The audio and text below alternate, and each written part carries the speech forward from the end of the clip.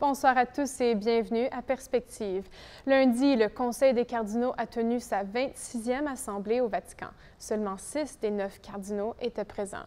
Ceux-ci ont d'ailleurs pris l'occasion d'exprimer leur pleine solidarité avec le pape François alors que l'Église est secouée par des révélations douloureuses d'abus sexuels et d'abus de pouvoir. C'était la première rencontre de la C9 depuis juin, c'est-à-dire depuis les premières nouvelles de l'ancien cardinal Theodore McCarrick, depuis la publication d'un rapport de Pennsylvanie et depuis la parution d'une lettre de l'ancien nonce apostolique américain Carlo Maria Vigano. Dans un communiqué publié hier après-midi, les cardinaux sont conscients que le Saint-Siège est sur le point de fournir des précisions éventuelles et nécessaires sur les événements des dernières semaines. Le Conseil a de plus demandé au Saint-Père de réfléchir à la structure, au travail et à la composition du Conseil lui-même, en considérant l'âge avancé de certains de ses membres. Les rencontres du C9 sont présidées par le pape François. Celle-ci se poursuit jusqu'à mercredi. Après la lettre du pape François au peuple de Dieu, des évêques français ont eux aussi adressé les fidèles de leur diocèse. C'est ce qu'a fait notamment l'archevêque de Paris, Monseigneur Michel Aupetit, dans une lettre pastorale où il affronte la question d'abus sexuels dans l'Église. L'archevêque invite tous les fidèles, laïcs, prêtres, personnes consacrées, non seulement à lire la lettre du Saint-Père, mais aussi à aider leurs prêtres et évêques à lutter contre toute forme de cléricalisme. Selon lui et selon le pape, le cléricalisme est une forme d'abus tenace à l'origine des abus sexuels dans l'Église.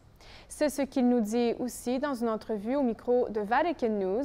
Voici maintenant un extrait de cet entretien.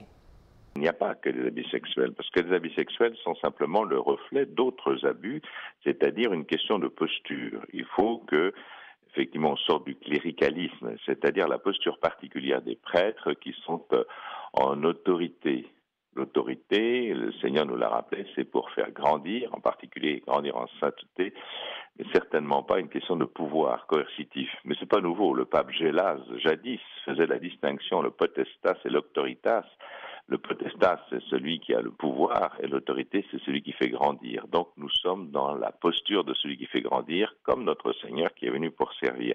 Et je pense que c'est cela qu'il faut. Et les fidèles doivent nous apprendre aussi à sortir du cléricalisme, parce que souvent, ils attendent tout du prêtre, ils le projettent ou ils transfèrent sur le prêtre quelque chose qui n'appartient qu'au Seigneur et qu'à Dieu. Donc, le prêtre se retrouve en posture de pouvoir, et ce pouvoir peut aller après aux abus, que ce soit abus de pouvoir, abus de conscience ou abus sexuel. Tout dépend effectivement de sa structure psychologique. Alors à la suite du pape, vous parlez d'une culture de l'abus, d'une culture du cléricalisme. Comment expliquer que cette culture si contraire à l'Évangile, si contraire à tout ce que l'Église doit promouvoir et défendre, se soit enracinée dans l'Église et y ait trouvé un terreau fertile? Ça trouve un terreau fertile à peu près partout. Vous savez, avant j'étais médecin, il peut y avoir aussi des abus de pouvoir dans la médecine. Si le médecin oublie qu'il est là pour servir le malade, étant donné sa position de force, parce que c'est une position de force, le malade se trouve complètement vulnérable et on peut donc profiter de cette vulnérabilité. Donc ce n'est pas seulement dans l'Église, il y a partout, c'est dans la nature humaine que notre position peut nous permettre d'avoir une position de force de laquelle nous pouvons abuser. Et donc, c'est la question. Alors, dans l'Église, bien sûr, c'est ce qui nous concerne, nous, et nous avons particulièrement à être vigilants et à faire en sorte que ça n'arrive plus. Il faut que les fidèles nous aident à n'avoir pas cette posture. Il faut que prêtres et fidèles se rencontrent. Il faut que les conseils pastoraux s'emparent de la lettre du pape et réfléchissent à la manière dont il fonctionne. Un procès de béatification pour Chiara Corbeia Petrillo sera lancé le 21 septembre prochain. C'est ce qu'a annoncé le Vatican dimanche. Chiara Corbeia est une jeune femme italienne et elle est décédée à 28 ans en 2012 après avoir refusé de traiter une tumeur alors qu'elle était enceinte de son 3e enfant.